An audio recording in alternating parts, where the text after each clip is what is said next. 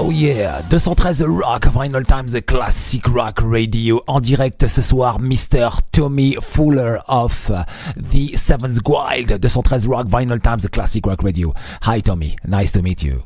Hi guys, and it's great to be here. So hi to everyone who's listening to 213 Rock Radio. Yes, how are you, man? Yeah, fine. Here, a bit tired because I'm already, spoiler, working on a second album from the Seventh Guild. So I'm just outside the studio now. Wow, big news. So, Tomi, my name is Harrag Melodica. Name of the show is too, for anyone you know. The station is Vinylestimes Classic Rock Radio. We are based in Paris, France. Thank you very much for accepting my live invitation. And you are working on a new album. Wow. Yeah. No rest for me in this period, you know. Ok, alors effectivement, donc Tomi Fooler a déjà lâché une bombe. Hein. Il est en train déjà de travailler sur la suite du nouvel album, donc Triumviro des Seventh Guild. C'est juste incroyable. Hein. Alors pour entamer cette interview, j'ai voulu quand même introduire parce que pour moi ce disque il est vraiment très important. J'ai beaucoup aimé. Je suis parti en profondeur sur certaines choses et j'avais envie vraiment de m'exprimer ce soir et j'avais envie de le partager avec vous. Ce premier album donc de Triumviro, donc qui s'intitule du groupe Seventh Guild, disponible depuis vendredi dernier, qui est quand même une mémoire symphonique alliant l'aisance vocale de l'opéra avec la richesse et les orchestrations et la passion musicale qui caractérisent le style établi par de nombreux grands noms auparavant. Hein. Et là, franchement, The Seventh Guild, vraiment, avec cet album, il y a énormément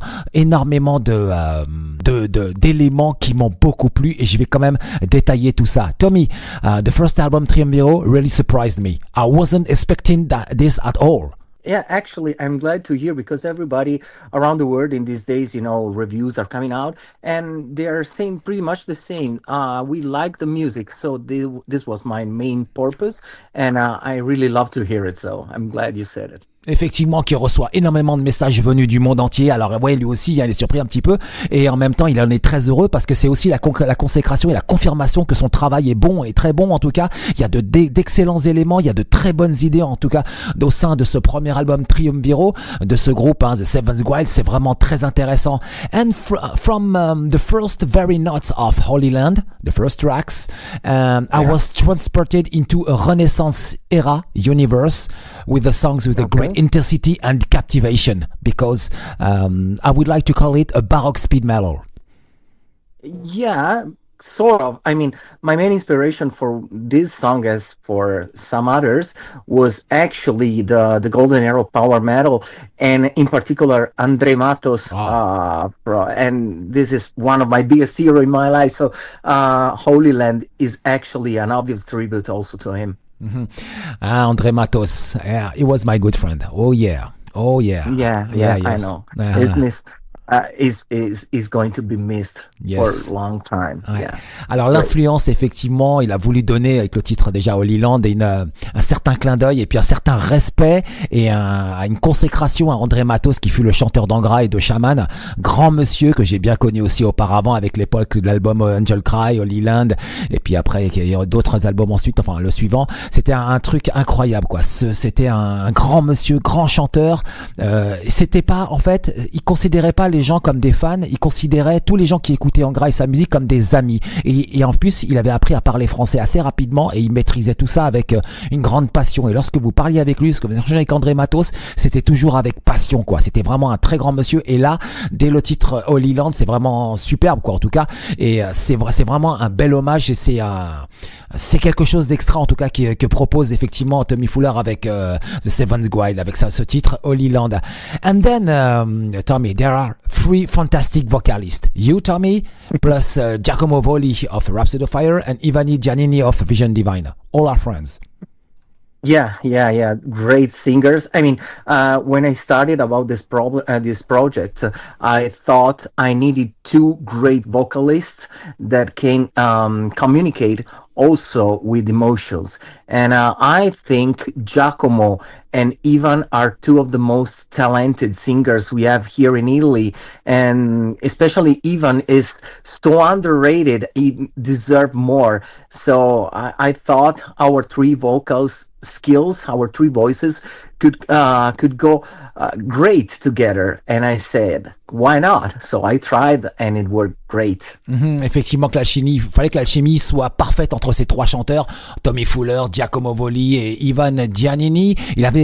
Tomi avait besoin donc de deux autres chanteurs avec une parfaite communication, une parfaite intégrité, une parfaite communication et une communion en fait. Il fallait que ça colle parfaitement, il fallait qu'il y ait une bonne vibe, une alchimie, un filtre rouge, une ligne rouge, un lien rouge qui passe entre les trois personnes en fait. Il fallait que ces trois personnes en fassent qu'une. Et franchement, il a vraiment réussi sur ce coup-là et vraiment ça colle, ça sonne à la perfection. Vraiment, ces trois voix se marient, ce mélange d'italien, ce mélange d'anglais. En tout cas, c'est vraiment très joli en tout cas. And the next track, the seventh guide, is carried by a powerful and mesmerizing melody in the vein of speed metal music. Yes, yes. When I came up with the song, Giacomo told me, you wrote the most power metal song that I've ever heard. So it was great because that chorus part is the guild is united. It's so high and it's so fun to sing it. So I thought we needed a song that can go into power metal, can go deep into power metal, due to the fact that it's a self-titled. So the Seventh Guild is the highest one, and I love it so much. Effectivement, que Giacomo a pensé sur ce titre, effectivement, The Seventh Guild, qui a dit il a dit à Tommy que c'était certainement un des plus beaux titres de speed power metal. En tout cas, lui, il a adoré. C'était facile aussi pour lui de chanter tout ça. Et puis, il a senti, en fait, il a senti que Giacomo pouvait. En fait, il s'est intégré, quoi. Il a compris que ce titre était pour lui aussi et que il a compris l'essence de l'harmonie vocale, etc. Donc c'était parfait. En fait, cette communion qu'il a choisie dès le départ, elle matchait parfaitement avec ce titre. Donc, en fait, ça a été facile à partir du moment que vous avez l'alchimie, tout vient avec. And Tommy, the first time when I listened to the tracks Glorious, I was really happy. Really happy. I love this track. I love this track. Yeah. I wish this entire track had been in Italian. Actually, it was supposed to, but Glorious was the last song that I wrote for the album, and it came up suddenly, like unexpected. And I already had one song completely in Italian that is La Promessa Cremisi, that's right. the Crimson Vow, and so I thought it could have been too much to put two songs in Italian, and Glorious actually is probably my favorite song of the album, and it was the very last one that I wrote. It was supposed to be just a power ballad, an emotional one, and it turned out to be one of most epic ones in the bunch, and I love it too.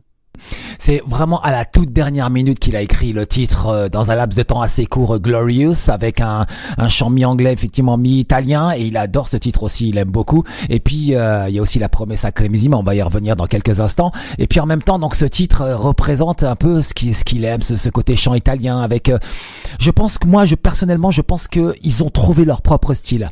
And with that track, with the Italian language on your music, I think the band has found its style. It's very important.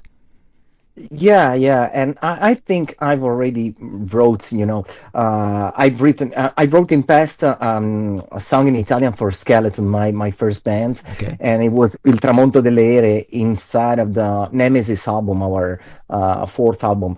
And I thought metal music and Italian language can match together very well. So I thought, why not? Let's try. And La Promessa Cremisi is a very baroque song, a very operatic song, is a very emotional song. So I think Italian language can match very well. And I think every band in the world should write at least one song in their own language, because you can communicate with your mother language something better, maybe more emotional. So I thought it was a good idea. Effectivement, on pense exactement la même chose. Hein. C'est exactement ça, quoi. En fait, c'est tout à fait ça. En fait, c'est l'esprit italien, c'est l'âme italienne et le côté baroque speed metal qui est au sein, effectivement, de ce style. Et ce langage italien, je trouve qu'il est charmant, qu'il est beau. Les voyelles, elles sonnent, mais tout sonne, en fait. Hein. C'est le côté baroque, ça, c'est le côté, je dirais, c'est l'héritage obtenu des opéras de Verdi, du violon de Niccolò Paganini, toute cette histoire néoclassique italienne entre Venise, Florence et Rome, etc. En tout cas, toute cette histoire-là, elle est imprégnée. On est vraiment imprégné totalement par ce côté baroque et c'est juste incroyable, quoi. Hein? And the Italian soul really shine here, really shines. Yeah, I think so. And you made a comparison with Niccolo Paganini, if I didn't understand wrong, and you made me very happy about that. I think in Italy we've got a huge heritage from operatic music and maestros like that. So yeah, it's kind of crazy, but I love it. I will do more. For sure. Ok, alors effectivement, hein, donc il m'a compris en me disant dans mon interprétation, effectivement, j'ai cité Niccolò Paganini qui a un véritable héritage en Italie. Hein, c'est très important pour lui aussi, et il va faire plus en tout cas dans ce style-là, quoi. Et cet âme italien règne tout autour de cet album. C'est une véritable identité. This is a truly reflects of the band's identity. Yeah, and I have to add one thing that we have in the lineup, Mr. Giacomo Voli, and his voice is very operatic, it's very emotional, so we need to use it. I mean, in the bunch of the three, he's probably the most operatic vocals, and as there's a reason why he's singing also in Rhapsody on Fire, so I think was a good one for that. Alors effectivement, il ajoute aussi que Giacomo Voli, le chanteur de Rhapsody on Fire, a vraiment une voix d'opéra. C'est vraiment c'est une très très grande voix et il peut se permettre effectivement ce type de chant. Hein. C'est ça, cette identité, ce chant, c'est juste un héritage vraiment très très beau en tout cas. And my favorite track, of course, La Promessa Cremisi. Every time when I listen to these tracks, my mind is among with the stars. I get chills. It's beautiful. It's innovative, Tommy. Yeah, my mind travels with that tracks. I learned something new because there is something grande here. It's very grande. Yeah. I'm glad. I mean, I feel, I feel that I could communicate what I really wanted to, because La Promessa Cremisi is my second favorite song of the album, and it was the second one that I wrote for the album, right after the Metal Charade, that was the very first, and I think it includes all the emotions, all the things that I wanted to communicate with this project. Has got an operatic stuff, has got something like, do you remember Luca Turilli when he wrote for his album Prometheus or Ascending to Infinity? That is where La Promessa Cremisi inspiration comes from. Ah, ok.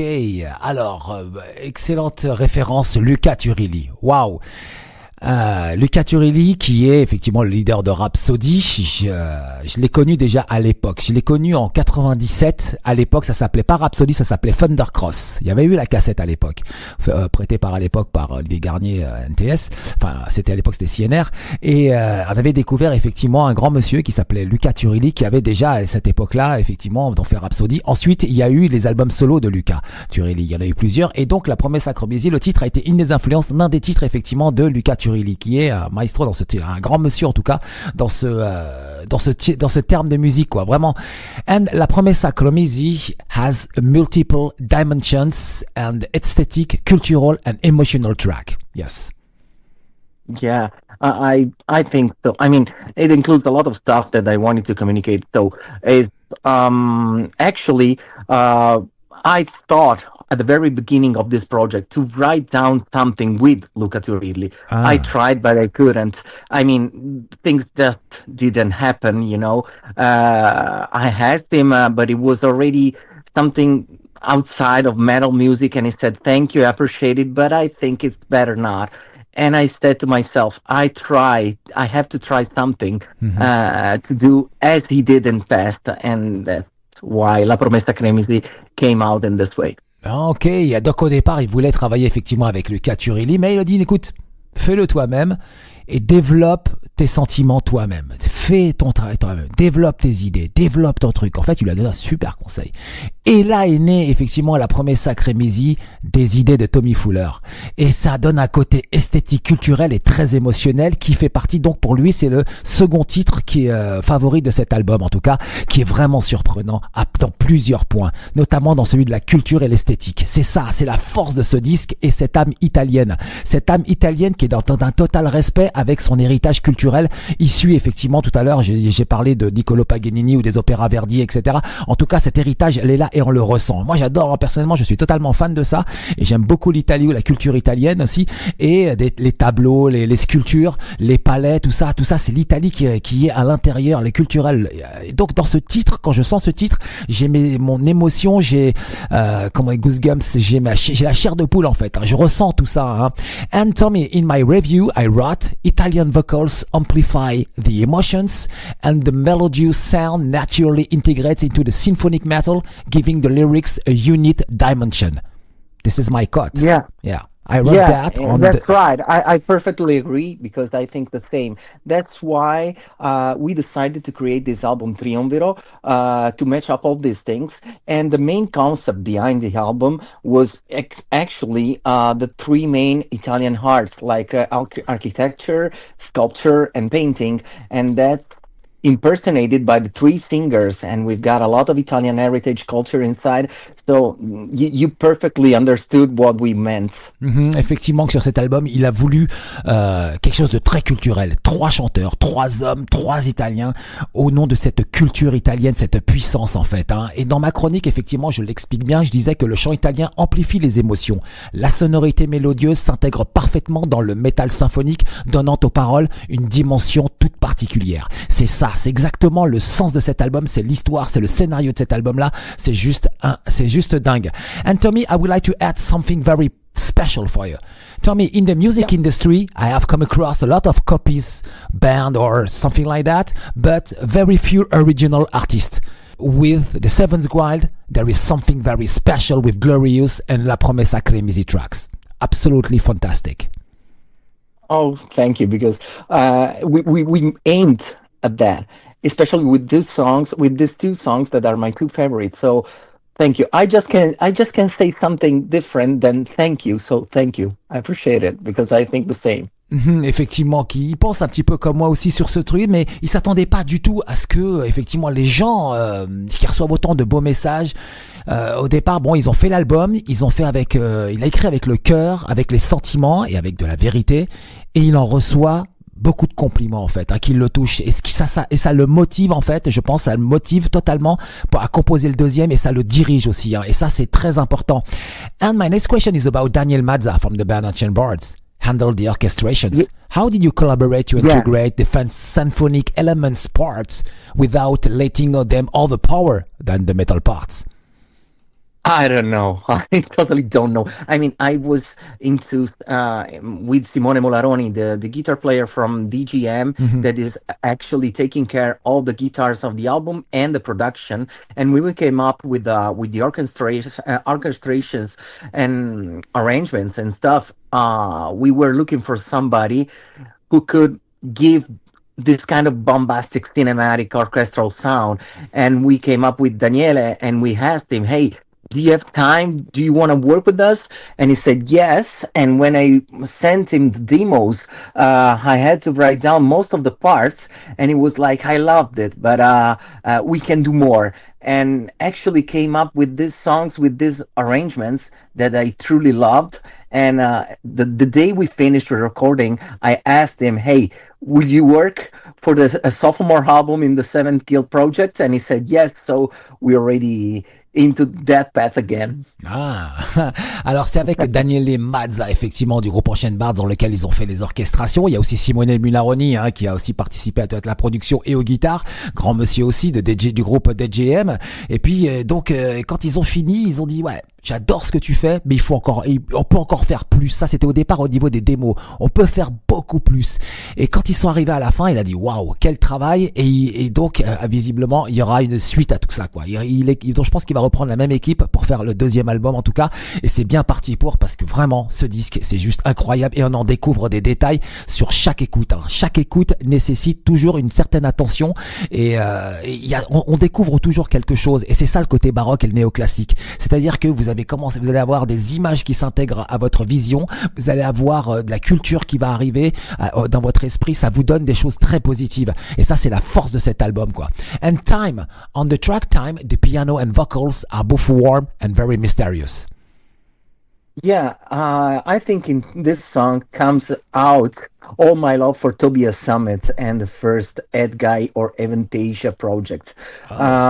It's just vocals and piano was truly amazingly played by Alessio Lucatti from Vision Divine and Deathless Legacy. And I was sure that this song has to be just vocals and piano, and the ending of the song has to be bombastic with every other instruments. But I think it's a very emotional ballad that needs nothing more than piano and vocals, and that's it. That's why I sang it by myself without other singers. Ok, alors c'est Tomi donc qui s'est collé sur ce titre. Effectivement, il a pensé qu'il n'y avait pas besoin de beaucoup plus que ça, c'est-à-dire piano, voix vocale. Effectivement, c'est aussi dans l'esprit des guys des débuts d'époque. Donc il y a aussi des références des années 98-99. C'est un très beau titre en tout cas qui dure à peu près 2 minutes 30, moins de 3 minutes, qui est vraiment, c'est une belle. En fait, j'ai envie de dire que c'est une interlude en fait avant la fin de l'album, qui se clôture avec le titre Fairy Tale, la reprise de Shaman cover. Why did you choose, Tommy, the cover of this particular track, adding on your own personal touch? You mean the Fairy Tale cover from Shaman? That's right, yes. Because as I said before, I missed Andre Matos so much. And I've already did a cover of Carry On with Skeletoon again in Nemesis album. And I made a cover of Future in Eyes in my solo project. And I said, hey, I love this song. I love Matos. I miss him. That's my humble tribute to him. That's why. Effectivement. Donc encore une fois, il a voulu un tribute à André Matos avec une reprise de Shaman, le Fairy Tale. Il avait déjà fait par le passé avec son groupe, effectivement, mais là, il voulait quelque chose de plus. Il a toujours cet esprit d'André Matos. En fait, c'est l'influence qui est là.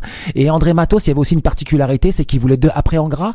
Et je me souviens très bien à l'époque, il nous avait dit, il voulait faire chef d'orchestre. C'était son rêve en fait, d'être chef d'orchestre. Alors, qui sait, peut-être qu'il aurait participé à Seven's Guide s'il était encore vivant aujourd'hui. Do you think that André Matos is alive today? Is he working with you on the Seven's Guide? Can you imagine that? Yeah, I dream of that. I would love, if it was possible, I would surely send him an email asking for collaboration. It's one of my biggest regrets in my life. Effectivement, c'est un des plus grands regrets de sa vie, le décès d'André Matos. En tout cas, je peux vous dire que c'était un grand monsieur, André Matos, un énorme chanteur avec un charisme de dingue, quoi, un charisme incroyable. En direct ce soir, 213 Rock, Vinylestimes, The Classic Rock Radio, Mr. Tomi Fooler, The Seventh Guild, 213 Rock.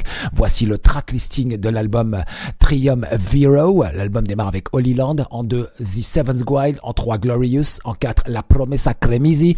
En 5, Nomine Patris. En 6, Time. En 7, Guardians of Eternity. En 8, The Metal Charade. Et en 9, la cover de Shaman, l'album Ritual. Fairy Tale. Le line-up, c'est Tomi Fooler au chant, Giacomo Voli au chant aussi, et Giannini au chant aussi, et Simone Mularoni, production et guitare, Francesco Ferraro à la basse, Daniele Mazza les orchestrations et les arrangements, Alessio Lucatti au clavier et au piano, et Michael Ehrè à la batterie. 213 Rock, Vinylestimes, Classic Rock Radio. So, just before the end, 2 more questions, please. I'd love to see a performance live in Paris of that kind of music, of your band, yeah. Yeah, I hope so. I mean, we're working on some live. We just made a release party in Italy, in Milan, a very close party, and with friends and stuff, and it turned out to be more than 200 people over in the crowd. So we are actually working on something outside Italy. So hopefully we will see some our friends in Paris. Ok, donc en fait, effectivement, il y a eu une release party il y a pas très longtemps, donc ils ont fait un show, donc il y avait du monde apparemment, ça s'est très bien passé en tout cas. Il y a quelques vidéos qui circulent hein, effectivement sur les stories et la page Facebook de Seven's Guide. N'hésitez pas, ou alors sur Instagram, n'hésitez pas à aller visiter tout ça. Et donc en tout cas, on souhaite vraiment le meilleur et on souhaite les voir un jour en France, à Paris en concert et pourquoi pas aussi dans d'autres villes et puis aussi en Europe parce que ça mérite vraiment. Là, c'est vraiment un bon départ, très gros disque, superbe projet en tout cas sur lequel il faut absolument être focus au niveau attention parce que là c'est de véritables choses avec un côté assez original, ce chant en italien avec ce côté baroque, avec ce côté opéra, avec ce côté speed metal, power metal, c'est très intéressant. Ouais, c'est très intéressant avec trois fantastiques chanteurs. Tomi, thank you very much for this live interview.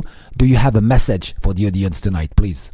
Yeah, for sure. Thank you to everybody, and please keep listening to the music. We are an army and we are a guild. So we love music, we share the same passion. Keep going on. Ok, 213 Rock, Vinylestimes, The Classic Rock Radio, The Seven Guild, la Promessa Cremisi tout de suite en direct dans 213 Rock, Vinylestimes, The Classic Rock Radio. Je rappelle, le nouvel album Triumviro est disponible via le label Scarlet Records, ou alors n'hésitez pas à le commander, écoutez-le, en tout cas procurez-vous-le, et vous apportera en tout cas de bonnes sensations et surtout de bonnes vibrations. Oh yeah, 213 Rock.